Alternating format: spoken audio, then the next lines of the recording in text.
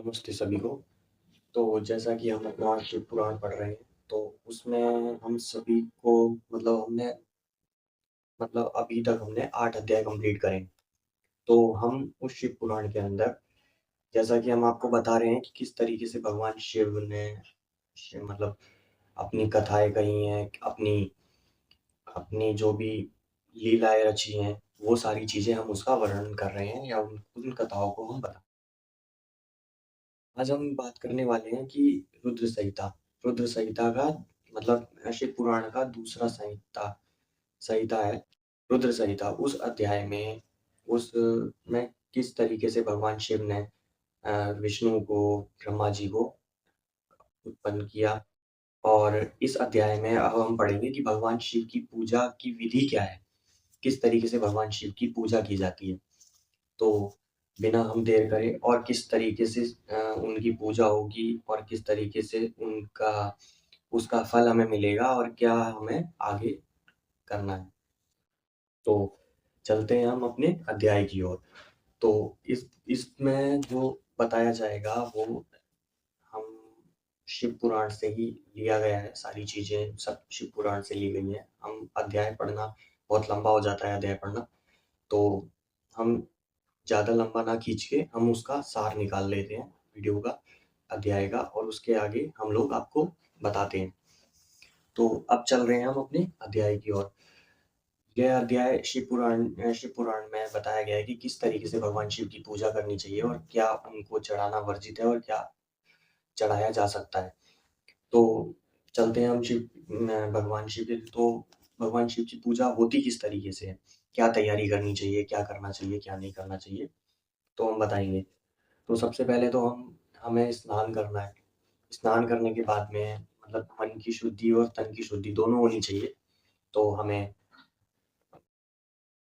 दोनों करके उसके बाद हमें भगवान जो हमारा मंदिर है उसमें भगवान शिव की जो स्थापना करनी चाहिए, शिवलिंग हो या भगवान शिव की मूर्ति हो, उसकी स्थापना करनी चाहिए। और हमेशा एक चीज़ ध्यान रखिएगा, आपसे अनुरोध है कि आप पूजा करते समय कभी भी गलत विचार नहीं आने चाहिए मन में। भगवान क्योंकि शिव जो हैं वो हमारे शरीर को नहीं देखते, वो हमारी अंतरात्मा को देखते हैं।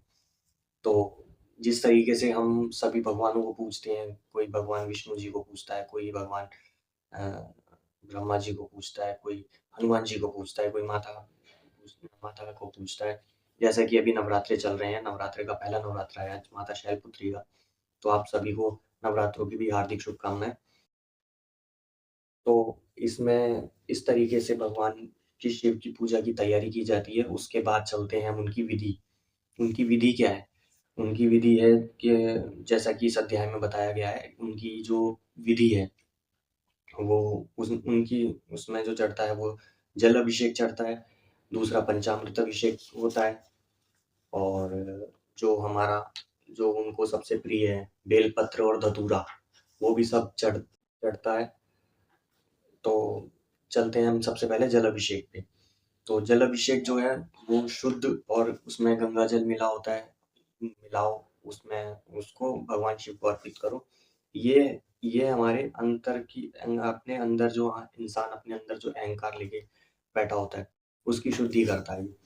हमारे जो जल अभिषेक होता है भगवान शिव का, और उसके बाद जो चढ़ता है पंचामृत, जो चढ़ता है पंचामृत जो है वो सभी भगवानों को चढ़ता है। तो भगवान शिव को जो चढ़ता है, उससे जो पंचामृत चढ़ता है उसमें हम भगवान शिव जो है उसमें सुख समृद्धि का वास होता है।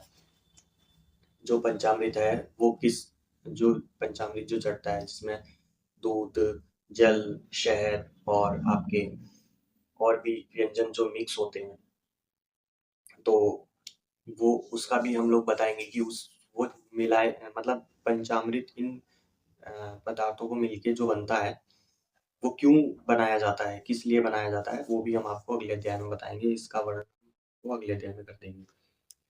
जिसमें दूध, दही, शक्कर और जल और शहद, ये सब मिला के जो बनता है वो पंचामृत कहलाता है। और इसका चढ़ाने का क्या वो है, वो भी हम आपको बताएँगे कि क्यों ये भगवान को ज़्यादा प्रिय होता है। अब तीसरा जो है भगवान शिव को बेलपत्र अर्पित करना, क्योंकि भगवान शिव बेलपत्र को ही अर्पित करना क्यों पसंद करते हैं?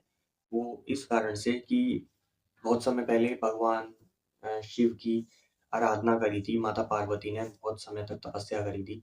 उस तपस्या के बीच में भगवान पसीना जो माता सती को आया था, उस पसीने से जो जो पौधा उगा, जो भी पेड़ हुआ, वो बेलपत्र का ही पेड़ था।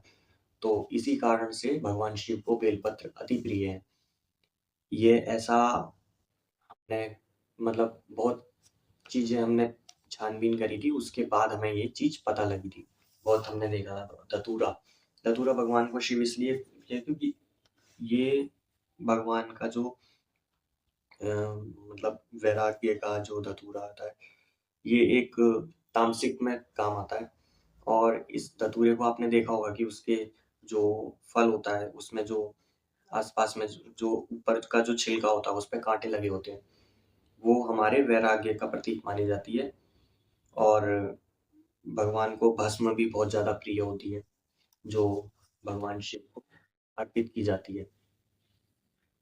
इसके बाद चलते हैं हम भगवान को पुष्प और चंदन के लिए। चंदन बहुत से लोग चंदन की जगह हल्दी चढ़ा देते हैं, हल्दी भी बहुत लोग कर देते हैं और तो भगवान शिव को एक तो हल्दी और एक कुमकुम ये कभी नहीं चढ़ाया जाता। ये चढ़ाना वर्जित कहा गया है। शिव पुराण में यह लिखा है और आपको इस अध्याय से हम अब आपको बताना चाहते हैं कि भगवान शिव को ये चीज़ चढ़ाई जाती है।